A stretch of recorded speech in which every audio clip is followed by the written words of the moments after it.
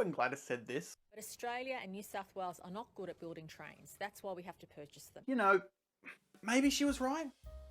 So did you know that the Southeast Pennsylvania Transportation Authority, better known as just SEPTA, bought trains from Australia? Well, they did. They're not good, but they did. So, what are they? Well, they're the Market Frankford Line M4 cars. But before that, some context. Back in the early 1900s, American cities were on a binge of building elevated rail lines, one of these being the Market Frankford Line in Philadelphia, which opened its first segment in 1907.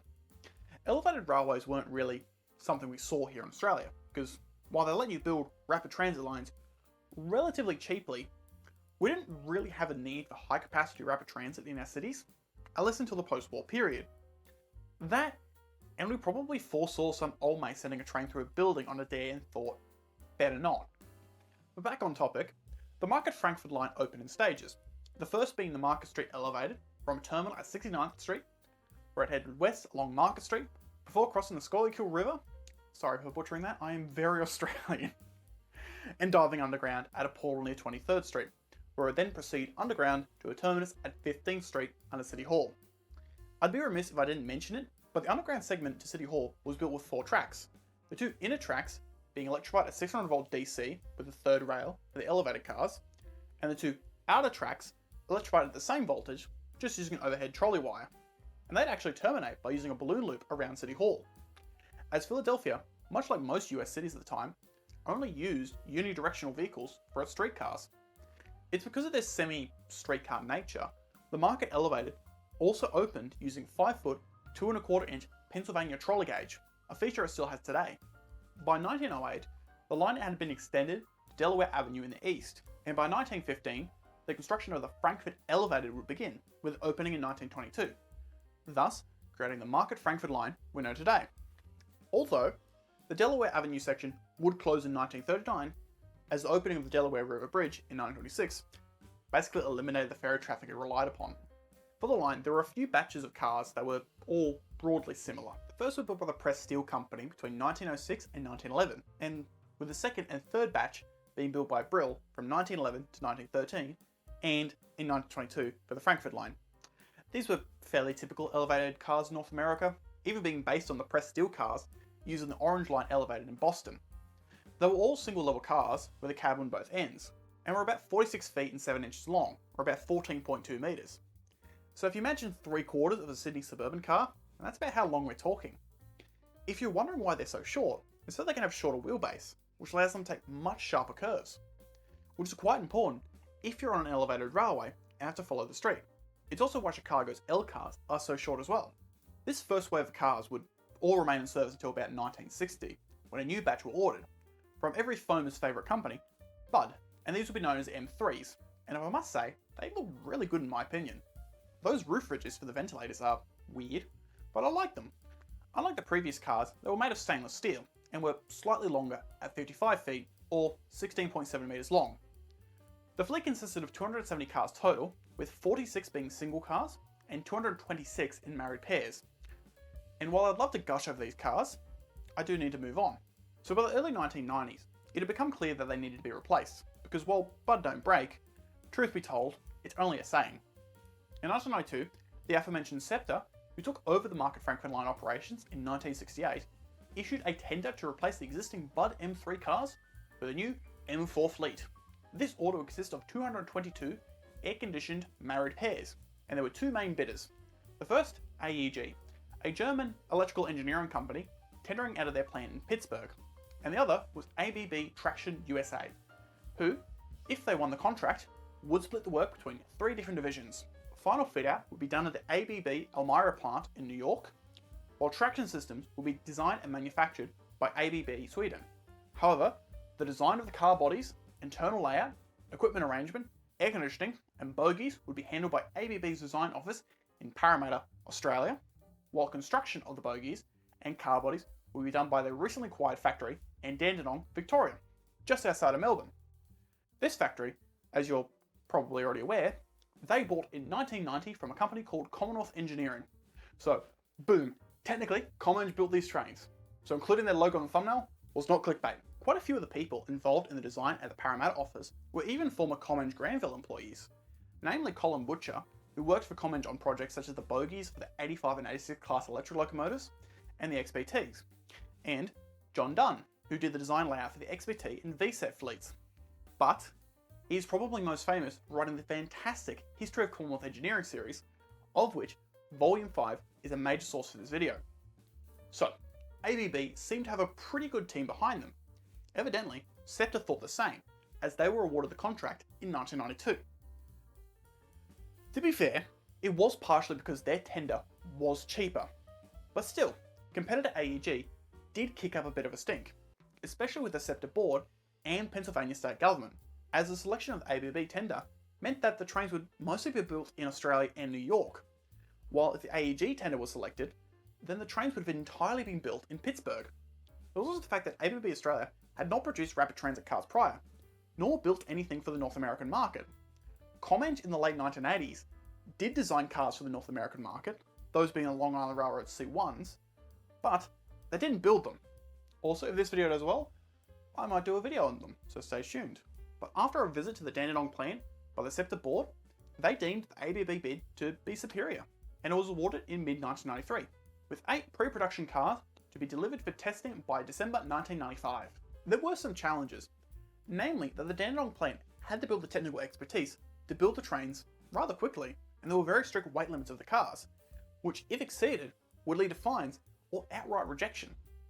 Also, there was the rapid delivery schedule, with full production to be a new car body every 1.5 days, which is something the Dandenong plant had not done prior. Because of the weight issue, the panels of the car body were made thinner than typical, so when the first car was put on the strain gauge to see if it was structurally fit, it failed. It wasn't the worst outcome, as the car was so poor quality that it would have been scrapped regardless, and its failure let them redesign the car body so the next batch would end up passing, although it took longer than intended, and they had to rush that batch to avoid late penalties, even including shipping the first 2 bodies in an AN-124 cargo plane to New York for final fit at Elmira, with the rest of the cars being shipped conventionally. From there, production continued steadily, albeit at a quick pace, as it was a struggle to keep up with a new car every 1.5 days. However, most cars were delivered and in service by the end of 1999. There was even a happy ending with AEG, as they merged with ABB in 1995 to become AdTrains. So the trains themselves. The pre-production design was pretty similar to the final product, with the only difference being the shorter AC unit on the roof, and only the driver's cab having a window on the front of the train, similar to the prior M3 cars. So, all is well, the trains are in service, and the rush to make them, with the strict weight limits, seems to have not caused any issues. So, 58 cars in 2017 had cracks in the car bodies, and because they were married pairs, that required their partners to be removed from service too, which is not good, as they need 144 cars for normal service, and now they have 132. I hope people like buses, because that's what the Market Frankfurt line uses, are going to be on for a while. But don't worry, they'll repair the cars and things will go back to normal. Turns out, it's not just 58, it's all of them.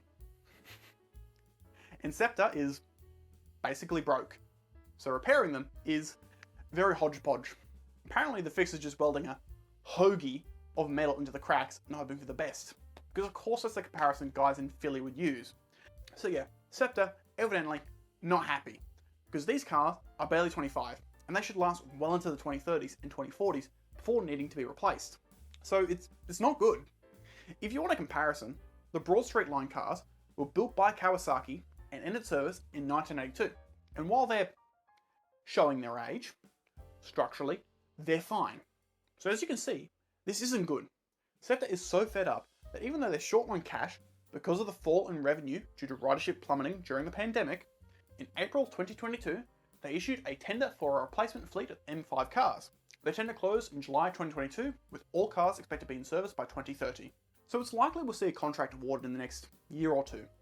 In terms of what to expect from these trains, they'll be fairly similar to the existing fleet, at least in terms of dimensions. And also like the existing fleet, they'll be formed in married pairs, except they'll be split into 2 different types of cars. The A car will have a full width driver's cab, as opposed to the segmented off cab like on the M4 cars, while the B car will only have a small hostler's cab for yard movements and shunting. This sounds weird, but if you want a recent example, WMATA 7000 series trains were ordered in this configuration. Married pairs do seem a bit odd, as the Market Frankfurt line is almost always operated with 6-car trains, so a fixed set of 6 cars with cabs on each end and open gangways would be the more modern option. But I'm guessing SEPTA's just not wanting to take risks, which is understandable if they're broke.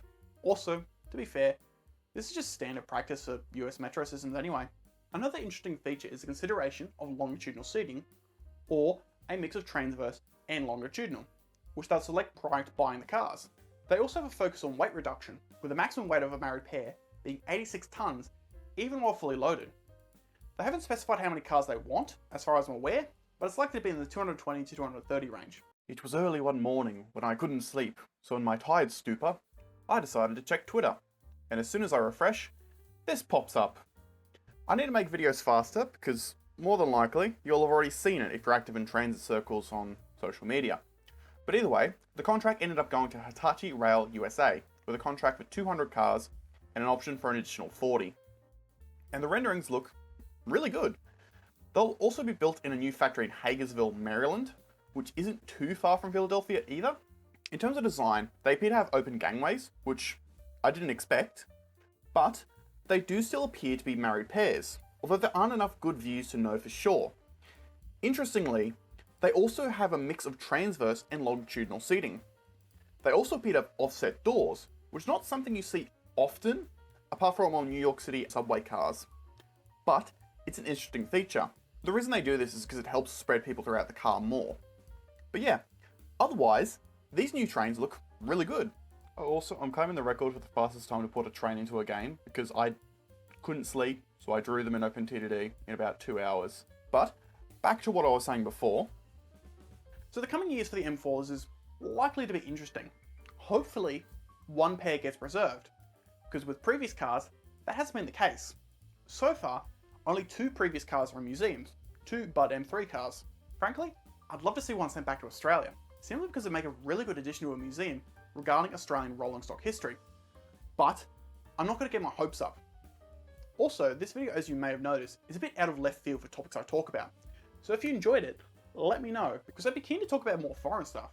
At least foreign stuff that Australian companies are involved in. But yeah, so if you enjoyed, a like and subscribe would be appreciated.